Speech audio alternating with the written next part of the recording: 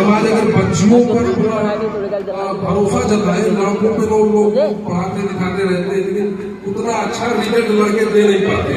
अगर बच्चियों पर हमारा समाज, हमारा कौम अगर ध्यान में उनको तालीम के क्षेत्र में आगे लेके आए, उनको पढ़ने का मौका दे, लेकिन क्या है हमारा समाज बच्चियों को एक बोझ समझ करके कहीं 5 तक मकतब में पढ़ा के हमारे गांव में निस्वा में पढ़ाकर घर पर बैठा देते हैं।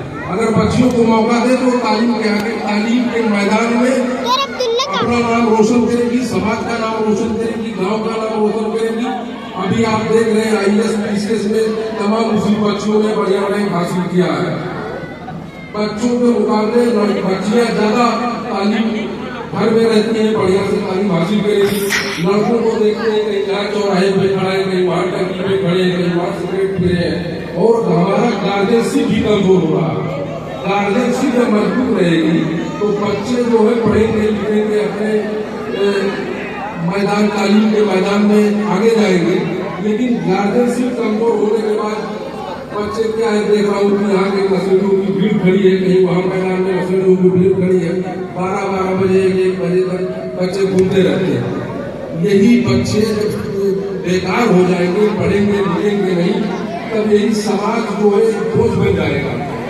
जब समाज बोझ बन जाएगा तो आप लोग देख ही रहे हैं नफरत भरे माहौल में शिक्षा कितना जरूरी है। यही शिक्षा है जो हम लोगों को बचा सकती है।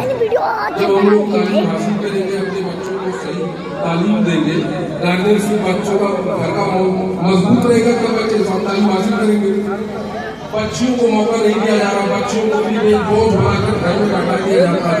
तालीम बच्चियां पढ़ने में रहकर इस्लाम के दायरे में तालीम हासिल करें, और जब बच्चियां मजबूत रहेंगी तो घर और समाज सब मजबूत रहेगा। मौलाना साहब लोगों ने सिर्फ यही बात का फतवा देते रहे काफी समय तक कि औरतें जो है सुई की तरह घर के कड़ी है। नबी करीम के जमाने में औरतें जंग में हिस्सा लेती थी, तालीम के मैदान में भी वो लोग आगे जाते थे। लेकिन हमारे समाज के लोगों ने औरतों को और लड़कियों को तालीम से महरूम कर दिया। लड़कियों के ऊपर अगर वो ध्यान दें तो लड़कियां बच्चों से काफी आगे निकल सकती हैं। तो जरूरत है कि दुनियावी तालीम के साथ साथ दीनी तालीम भी बहुत जरूरी है, क्योंकि जिस देश में हम रह रहे हैं हर धर्म के मानने वाले लोग भी हैं, तरह तरह के लोग हैं। अपने दीन पर चलते हुए, अपने दीन की हिफाजत करते हुए दुनियावी तालीम भी हासिल करना बहुत जरूरी है। इस जमीन में, इस भारतवर्ष पर हम लोग कैसे अपने दीन पर चलते हुए कैसे अपना जिंदगी गुजारेंगे, कैसे इस देश में मुसलमानों की सुरक्षा, मुसलमान इस देश में कैसे तरक्की करेगा, उन सब चीजों को समाज को चिंतन करने की जरूरत है। आज 26 जनवरी का दिन है। सिर्फ इस दिन यही मौका नहीं है कि सिर्फ जो है ये बताया जाए कि जो है वो तो देश तो हमारा आजाद ही हुआ, अंग्रेजों का गुलाम रहा। लड़ाई लड़ने के बाद तमाम लोगों ने अपने जान की कुर्बानी दी, उसके बाद ये देश तो आजाद हुआ। लेकिन इस चीज का भी मौका है समाज के बारे में, जो समाज में जो पहली बुराइयां है, जो हमारा शैक्षिक स्तर जो इतना नीचे जा चुका है, उसके बारे में भी बात करने की जरूरत है। यही मौका होता है कि कुछ संभ्रांत लोग इसी मौके पर इकट्ठा होते हैं। तो अपने लोगों को ये भी बताना जरूरी है कि हिंदुस्तान में शिक्षा ही है जो मुसलमानों को गरीबी से और जो है आज जो समाज में या कौम के लोगों के ऊपर जो है ताकतें जो है निगाहें लगा के बैठी है कि इनको बेहतर किया जाए, इनको जो है कैसे दोनों दर्जे का नागरिक साबित किया जाए। तो जब बच्चे पढ़ेंगे लिखेंगे, संविधान पढ़ेंगे, कानून की डिग्री हासिल करेंगे, सिविल सर्विसेज में जाएंगे, शिक्षा के क्षेत्र में जाएंगे, तब ये सब जो है मुसलमान सशक्त बनेगा। अगर मुसलमान इस देश का कमजोर रह जाएगा तो देश कमजोर हो जाएगा। और मुसलमानों को जो पढ़ना लिखना, तालीम के मैदान में आगे आना बहुत जरूरी है। जैसा कि आज गणतंत्र दिवस का मौका है, 26 जनवरी है, 17वां गणतंत्र दिवस हम लोग मना रहे हैं।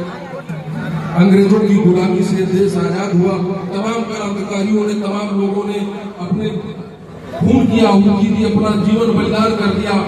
जैसा कि मैं आपको 1857 के नायक, महानायक बहादुर शाह जफर के बारे में थोड़ा सा मैं बताना चाहूंगा। बहादुर शाह जफर को जब रंगून की जेल में अंग्रेजों ने नजरबंद कर दिया, हिंदुस्तान के वो आखिरी मुगल बादशाह थे, उनको जो है ले जाके रंगून की जेल में नजरबंद कर दिया। उसके बाद उस जेल में वो बंद थे, तो एक अंग्रेज के चापलूस ने बहादुर शाह जफर को एक बताया, एक शायरी सुनाई कि दम दमे में दम नहीं, अब खैर मांगो जान की जाए जफर, ठंडी हुई शमशीर हिंदुस्तान की।